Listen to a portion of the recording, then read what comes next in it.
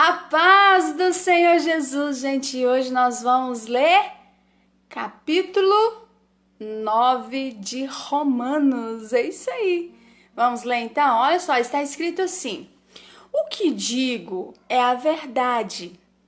Sou de Cristo e não minto. Pois a minha consciência, que é controlada pelo Espírito Santo, olha aí que lindo. Mas a minha consciência, que é controlada pelo Espírito Santo, também confirma que não minto. Olha só que lindo isso, né? Você saber que tem a mente controlada pelo Espírito Santo e a sua consciência também confirma isso, né? Olha aí, meu coração está batido dentro de mim e eu me entristeço amargamente no meu coração por causa do meu povo, que é a minha raça e o meu sangue.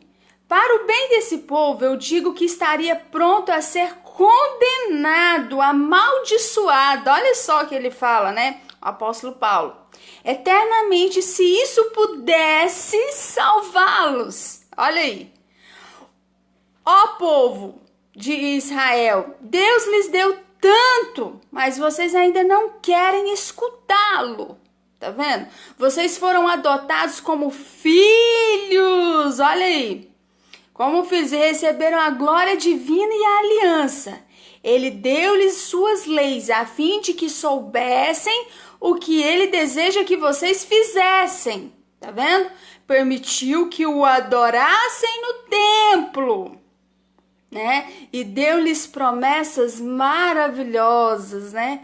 Vocês são descendentes dos patriarcas, e a partir deles se traça a linhagem humana do próprio Cristo, que é Deus, que reina sobre todas as coisas, né? Glória a Deus para sempre, amém. Bem, ele falando aqui, então as promessas de Deus de Israel ficaram sem valor? Ele falando, naturalmente que não. Nem todos aqueles que é nascido da família judaica é verdadeiramente judeu, ele falando, né? O simples fato de terem vindo da descendência de Abraão não os faz, na verdade, filhos de Abraão. Olha isso, tá vendo, gente? As escrituras dizem que as promessas se destinam somente ao filho de Abraão, Isaque, e aos descendentes de Isaque. Isso significa que nem todos os filhos de Abraão são filhos de Deus, mas somente aqueles que creem na promessa de salvação que ele fez a Abraão. Ah, você não entendeu, eu vou repetir de novo. Mas somente aqueles que creram na promessa de salvação, né, que ele fez a Abraão. Deus havia prometido no devido tempo que daria um filho a você e Sara. E anos mais tarde, os dois filhos de Rebeca tinham o mesmo pai. Olha aí, gente, tá falando, né? O nosso antepassado Isaque. E antes mesmo que as crianças tivessem nascido, antes que tivessem feito qualquer coisa boa ou má, a fim de que o propósito de Deus, conforme a eleição, permanecesse, porque Deus não muda, né? Não por causa do que os filhos fizeram, mas por aquele que chama, né? Mas por causa de Deus. Deus disse a ela que Esaú, o filho que nasceria primeiro, seria servo de Jacó, seu irmão gêmeo. Como está escrito, escolhi amar a Jacó, olha aí, e não Esaú, né? Tá falando. Será que Deus estava sendo injusto? Claro que não. Deus disse a Moisés, terei misericórdia de quem eu quiser ter misericórdia e me compadecerei de quem eu quiser me compadecer. Olha aí, gente. Tá lá em Êxodo, né? Assim, as misericórdias de Deus não são dadas só porque alguém decide recebê-las ou trabalhar arduamente para consegui-las, tá vendo? Não é. Olha aí. São dadas porque Deus tem misericórdia de quem Ele quer ter. Olha isso, gente. Tá vendo? As misericórdias de Deus são dadas porque Deus tem misericórdia de quem Ele quer ter. Olha aí. Pois as Escrituras diz ao faraó, rei do Egito: mas conservarei a sua vida para mostrar-lhe o meu poder e para anunciar o meu nome entre toda a terra. Assim vocês percebem que Deus tem misericórdia de quem Ele quer e faz que os outros se recusem a ouvi-lo. Olha aí. Mas alguns de vocês me dirão, então por que Deus os culpa por não ouvirem? Pois quem resiste à sua vontade? Mas quem são vocês, homens, para criticarem a Deus, né? Questionarem a Deus? Acaso aquilo que é formado pode dizer àquele que o fez? Por que é que você me fez deste jeito? Quando o oleiro faz um vaso de barro, né? Tem como o vaso ficar perguntando, né?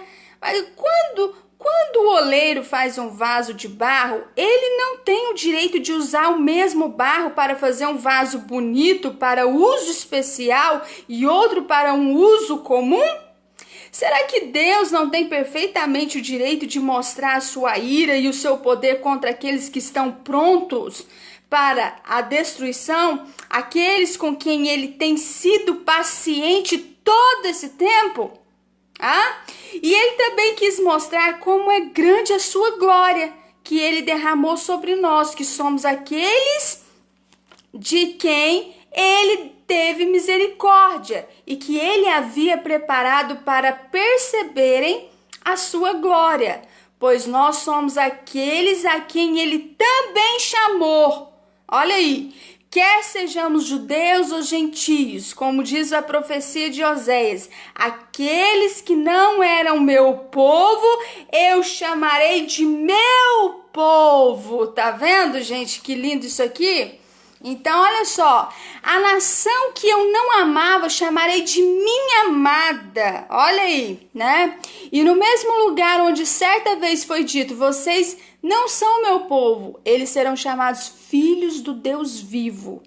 O profeta Isaías, falando de Israel, clamava que, embora houvesse milhões deles, somente um remanescente seria salvo. Olha aí. Pois o Senhor executará sua sentença sobre a terra e passará o seu intento. E em outra parte disse Isaías, se o Senhor Todo-Poderoso não tivesse poupado alguns de nós, já estaríamos completamente arrasados como Sodoma e Gomorra, né? Tá falando. Bem, então, o que vamos dizer disso tudo? Então, somente isso, que Deus deu aos gentios a oportunidade de obterem uma justiça que vem da fé. Tá vendo, gente? Só pela fé, não adianta. Só pela fé. Deus deu aos gentios, que somos nós, a oportunidade de obterem uma justiça, né? Que vem da fé. Então, sem fé é impossível agradar a Deus, sem fé é impossível você conquistar a salvação. Tudo nessa vida, no tempo da graça, é por meio da fé.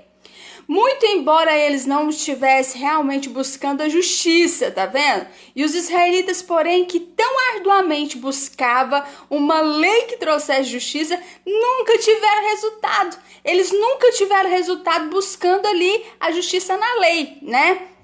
E por que não? Porque não buscavam pela fé, porque não tinham fé, mas por meio de suas boas ações. E não é por causa de você fazer boas ações que você será salvo. Não é, né? Mas sim por meio da fé. Assim tropeçaram na pedra de tropeço. Olha aí, gente. Assim tropeçaram na pedra de tropeço. Deus os advertiu disso nas Escrituras quando disse: eu coloquei em Sião uma pedra de tropeço e uma rocha que vai fazê-los cair. Aquele que nela confia jamais será abalado. Tá vendo? Ah, isto é, seja aceito por Deus, né? Aquele que nela confia jamais será abalado. Aquele que confia em Jesus jamais será abalado.